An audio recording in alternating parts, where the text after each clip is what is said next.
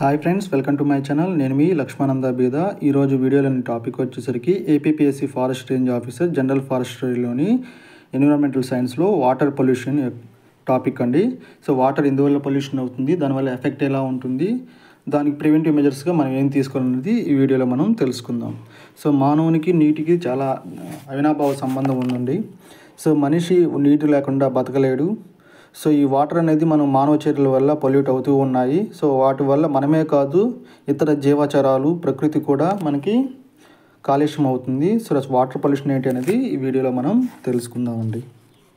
So నీటికున్న సహజ మంచి లక్షణాలు భంగం వాటిల్తే వాటిని జల కాలుష్యం అంటారు. అంటే మానవుడు తాగడానికి ఉన్న నీరు అనేది తాగడానికి వీలు లేకుండా పోవడాన్నే జల కాలుష్యం అంటారు. మనిషి ఆరోగ్యానికి నాణ్యమైన నీటికి పరస్పర విడదీయలను బంధం అనేది ఉంది. కలుషితమైన నీటిని వ్యాపించే వ్యాధుల వల్ల ప్రతి సంవత్సరం కూడా కొన్ని కోట్ల మంది జీవజాలం, జంతువులు కావచ్చు, మనుషులు కావచ్చు మరణిస్తున్నారండి. సో దీనికి ప్రధాన కారణం ఏంటంటే ఇంటి నుండి వెలువడే మురుగునీరు, అదేవిధంగా పరిశ్రమల మలినాలు, వ్యవసాయంలో వాడే రసాయనాలు, ఎరువులు, రసాయన క్రిములు మనకి మొదలైన వాటి నీటిలో చేరడం వల్ల కలుషితం అవుతున్నాయి. నీటిలోకి ఏదైనా ఒక పదార్థం చేరి నీటి యొక్క భౌతిక రసాయనిక లక్షణాలు మారి ఆ నీరు ఉపయోగకరంగా కాకుండా మారితే వాటినే నీటి కాలుష్యంగా భావిస్తారండి.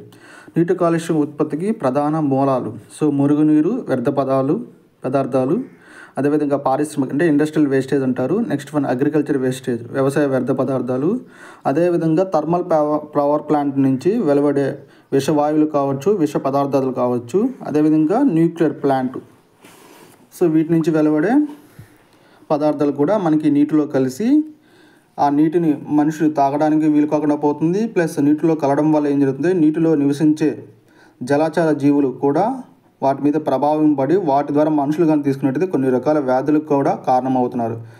ఉదాహరణకు పాదరసం అనేది నీటిలో కలవడం వల్ల ఆ నీటిలో చేప తీసుకుంటుందండి. ఆ చేపని తర్వాత మనిషి తినడం వల్ల ఏం జరుగుతుందంటే మినామిటా అనే వ్యాధి మనకి వస్తుందండి. ఇలా వివిధ రకాల వ్యాధులు అనేది మనకి నీటి కాలుష్యం వల్ల మనకి వస్తున్నాయండి.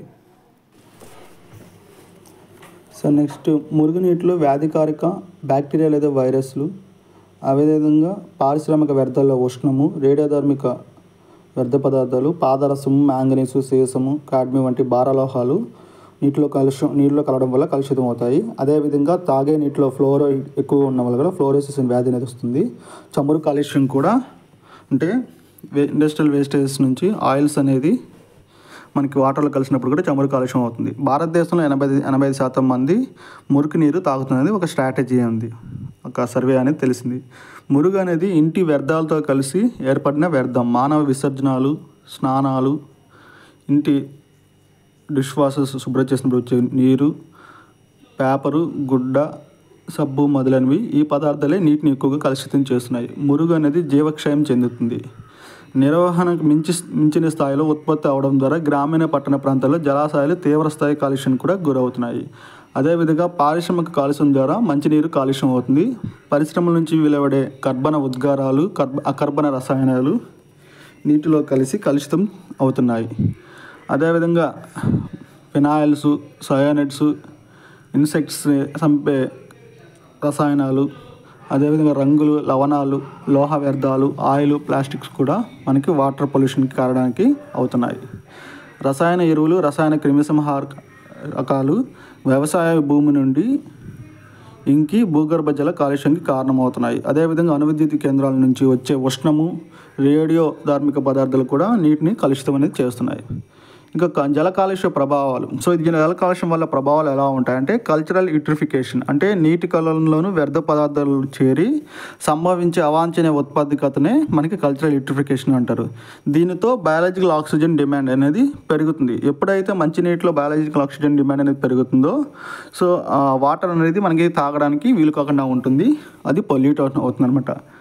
సో అది దాంట్లో ఏంటంటే శైవలాలు ఏర్పడతాయి. శైవలాలు అంటే నీటి మీద కాండం కానీ, వేర్లు కానీ, పత్రాలు కానీ లేకుండా పచ్చగా మనకి ఏర్పడుతుందండి. సో దీనికి ఏంటంటే మనకి అలాంటి నీరు మనం తాగడానికి ఉపయోగించలేం. నెక్స్ట్ వన్ వచ్చేసరికి క్రిమిసంహారక కాలుష్యాలు, ఆర్గానో ఫాస్ఫరస్ కాంపౌండ్స్ కానీ, క్రిమిసింహాకార కానీ పెరిథ్రాయిడ్స్ కానివంటివి ఉంటాయి. So DDT dichloro diphenyl trichloro ethane, BHC benzene hexachloride, endosulfan ఎక్కువగా వాడటం వల్ల ఇవి ఫుడ్ చైన్స్లోకి చేరి బయోమాగ్నిఫికేషన్ బయో అక్యుములేషన్కి కారణమవుతున్నాయి. సో బయోమాగ్నిఫికేషన్ అంటే మనకి విష పదార్థాలు అంటే నీటి వల్ల కాలుష్యమైన విష పదార్థాలు మానవులు కానీ వివిధ రకాల వస్తువులు కానీ జంతువులు కానీ జలాచర జీవులు కానీ తీసుకున్నప్పుడు సో వాటి యొక్క లైఫ్ స్పాన్ అనేది డిక్రీజ్ అవుతూ ఉంటుందండి. అదేవిధంగా మెథనోహిమోగ్లోబిన్. సో ఈ పంట పొలాల్లో నైట్రేట్లు ఎక్కువ వాడటం వల్ల అవి మంచినీటిని భూగర్భ జలాన్ని కలుషితం చేస్తున్నాయి. సో ఈ నీటిని తాగిన వారిలో నైట్రేట్ అనేది మారి అవి రక్తంలో కలిసి మనకి హిమోగ్లోబిన్తో మెథనోహిమోగ్లోబిన్ అనే పదార్థాన్ని ఏర్పరుస్తున్నాయి. దీనివల్ల ఏం జరుగుతుందంటే రక్తాన్ని ఆక్సిజన్ సరఫరా చేసే శక్తి అనేది తగ్గుతుంది. దీన్నే మెథనోహిమోగ్లోబినేమియా అని అంటారు. తాగునీటిలో నైట్రోజన్లు కార్బినోజన్గా వ్యవహరించే నైట్రోజమిన్స్గా మారుతాయి. ఉష్ణ కాలుష్యం దీని ప్రభావం వల్ల అంటే ఉష్ణం వల్ల ఏం జరుగుతాయంటే నీటిలో నివసించే జలాచర జీవుల్లో చేపలు ఏం జరుగుతాయంటే స్పానింగ్ గుడ్లు పెట్టడము హ్యాచింగ్ పొందడం అనేది త్వరగా ప్రభావితం అయ్యి మనకి ఇవి గుడ్లు పెట్టడం అనేది త్వరగా బయటకు వస్తూ ఉంటాయండి. అదేవిధంగా పిల్ల చేపలు ఎక్కువగా ప్రభావితం చెందుతాయి. వేడి నీటిలో కూడా ఆక్సిజన్ తక్కువగా ఉంటుంది. ఉష్ణ కాలుష్యం జలచర జీవుల మీద ప్రభావం అనేది ఎక్కువ చూపిస్తుంది. అదేవిధంగా భారలోహనాలు నీటిలో కలవడం వల్ల నీరు కలుషితమై కొన్ని రకాల వ్యాధులు అనేది మానవుడు గురవుతుంటారు. ఉదాహరణకు వెండి భారలోహం అనేది నీటిలో కలవడం వల్ల కాలేయ ఊపిరితిత్తుల వ్యాధులు వచ్చే అవకాశం ఉంటుంది. అదేవిధంగా ఆర్సెనిక్ భారలోహం కలిస్తే క్యాన్సర్ వ్యాధి వస్తుంది. బేరియం కార్బోనేట్ కలిస్తే కాలేయము శ్వాసక్రియ గుండె జబ్బులు వస్తాయి. మాంగనీస్ వల్ల కంటి జబ్బులు వెంధ్యత్వం వస్తుంది, అంటే కంటి చూపు మందగించడం అనేది వస్తుంది.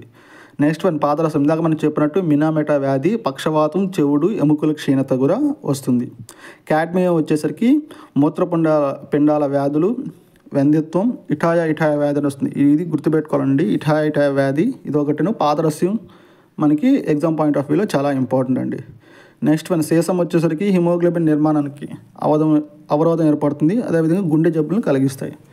నీటిలో పాదరసం మిథైల్ మెర్క్యూరీగా మారి మినామిఠా వ్యాధికి కారణమవుతుంది. ఇది చేపల ద్వారా మనిషి శరీరంలోకి చేరుతుంది.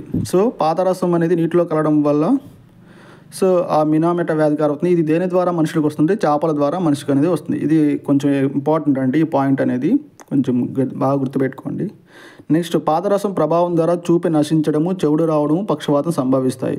అదేవిధంగా సీసం ప్రభావం ద్వారా అధిక రక్తపోటు, రక్తహీనత, కాడ్మియం ద్వారా వెంధ్యత్వం, ఆస్టియా, మలేషియా, ఆర్సెనిక్ ద్వారా కండరక్షీణత.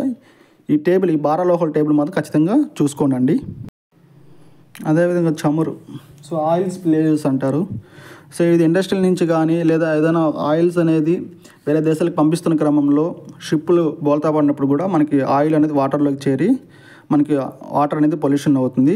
సో ఈ ఆయిల్ అనేది నీటి మీద ఉపరితలం మీద ఉండి గాలి నుంచి ఆక్సిజన్ని నీటిలోకి ప్రవేశించకుండా నిరోధిస్తుంది.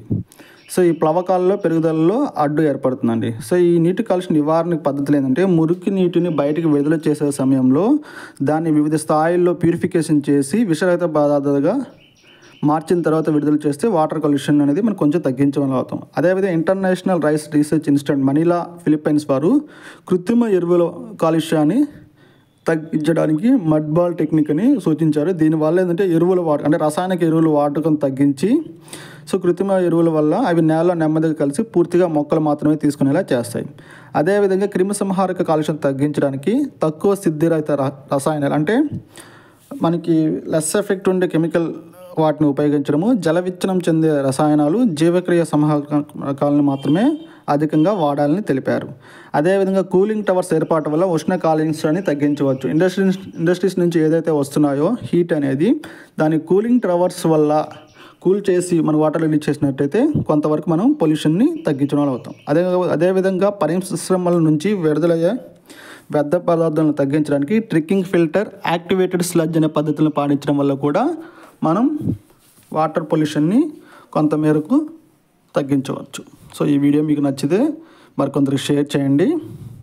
అదేవిధంగా మన ఛానల్ సబ్స్క్రైబ్ చేసుకోండి. ధన్యవాదములు.